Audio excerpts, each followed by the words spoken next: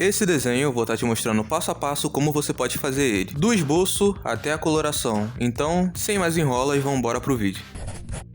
Pra cabeça, vocês já sabem, a gente desenha aquele círculo, depois a linha que vai dividir o rosto, a linha dos olhos para delimitar a altura e a largura deles, e depois desenhar o formato do rosto. E pra desenhar o cabelo na proporção certa, eu vou fazer um círculo em volta da cabeça para deixar ele na altura certinha, e depois disso começar a fazer as mechas. Já no corpo, antes de pensar em formas, eu primeiro vou focar na movimentação do personagem. E como é que eu faço isso? Tá vendo essa linha que eu faço ela meio curvada? Então, é a partir dessa linha que vai definir todo o movimento do personagem, vai deixar ele numa pose mais dinâmica e não todo travado. E uma parte que seria complicada para muita gente seria esses braços cruzados, só que na verdade é bem simples. Você só vai interligar os braços através dessas linhas e depois você começa a dar volume a eles. E eu faço a mesma coisa nas pernas, só que eu uso cilindros nelas. E pronto, agora que o esboço está todo feito, a gente pode partir para o detalhamento do desenho, colocando olhos, boca, roupa e etc. E aqui não tem muito mistério, é só você ir adicionando os detalhes com base em todo o esboço que você fez. Você vê, por exemplo, que nos olhos, quando eu fiz o esboço, eu deixei ele bem grande, porque eu tava contando também a sobrancelha naquele espaço. Tem uns bizu de anatomia aqui, por causa da perna, que aparenta muito músculo, só que aí realmente não tem jeito, você vai ter que estudar anatomia, observando aquelas imagens ilustrativas, onde fica cada músculo. Você não precisa decorar tudo, só saber o básico de anatomia. E beleza, agora que a base do desenho tá tudo feita, a gente pode começar a fazer a line art, que não tem muito segredo, é só passar a caneta contornando o desenho todo. Se você sentir a necessidade, você pode contornar o desenho e depois você voltar para engrossar mais o traço em algumas áreas. Mas deem uma atenção especial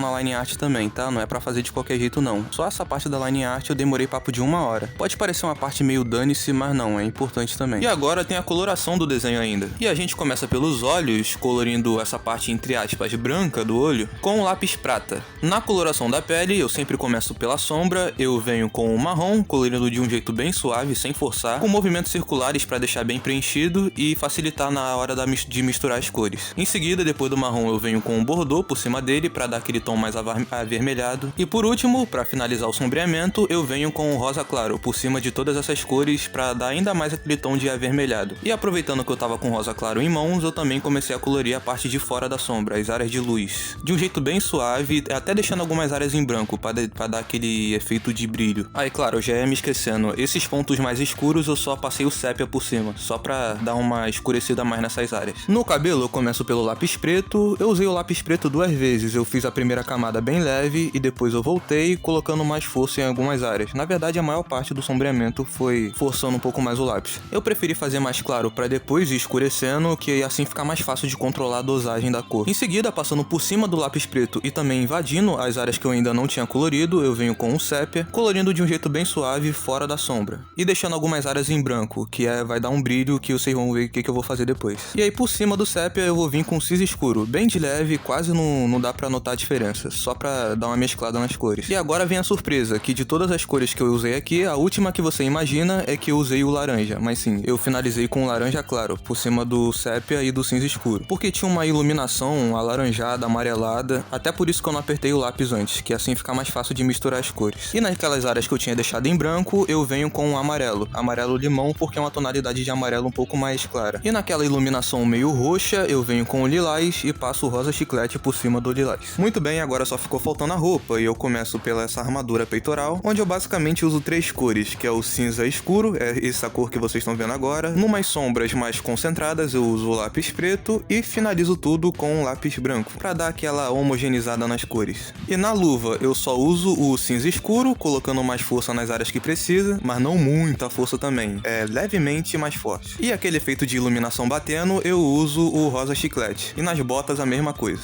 mesma sequência de lápis do mesmo jeito. E essas partes douradas da armadura, eu venho com o sépia, colorindo todas as áreas de sombra de um jeito suave, fazendo em movimentos circulares, no mesmo esquema. Por cima do sépia, para dar uma escurecida, eu venho com o preto, também fazendo de um jeito suave, que o preto nem precisa colocar muita força para pegar bem. E para finalizar essa sombra mais escura, eu venho com o canela. E eu falei sombra mais escura porque ainda tem outra camada de sombra, só que essa um pouco mais clara. E eu vou começar do mesmo jeito, com o sépia, colorindo de um jeito bem suave, e tem que tomar bastante cuidado para não impressionar demais. Por cima do sépia eu venho com canela, pra dar aquele tom mais amarelado. E por último, pra finalizar essa sombra mais clara, tem duas opções, que você pode usar o amarelo escuro ou o ocre médio. Não tem muita diferença de um pro outro. E aproveitando que eu tava com o amarelo escuro em mãos, eu também usei ele pra colorir as áreas fora da sombra. E novamente, pode ser tanto o amarelo escuro quanto o ocre médio. E pra finalizar, jogo o amarelo limão por cima do amarelo escuro. E aquela iluminação batendo na roupa, mesmo esquema. Primeiro o rosa chiclete, depois o lilás. Ou vice-versa, se quiser começar pelo lilás também não tem problema. E agora, o mais fácil, que é a parte azul da roupa. Começando pelas áreas mais escuras, as áreas de sombra, eu venho com azul turquesa, colorindo todas essas áreas. Em seguida, eu venho com azul cobalto, colorindo por cima do azul turquesa e também invadindo as áreas de luz, que eu ainda não tinha colorido ainda. Tomando cuidado para deixar algumas áreas em branco, que tem um brilho que vai fazer toda a diferença no resultado final. É um detalhe que fica bem da hora. E no bíceps, especificamente no bíceps, a gente usa o violeta e o rosa chiclete logo em seguida, por causa daquela iluminação batendo. Enquanto no restante das outras áreas que eu colori com azul cobalto, eu só venho com azul normal. Só isso, sem segredo, sem mistério, e a mesma sequência se repete também para as pernas. Mesmo esquema,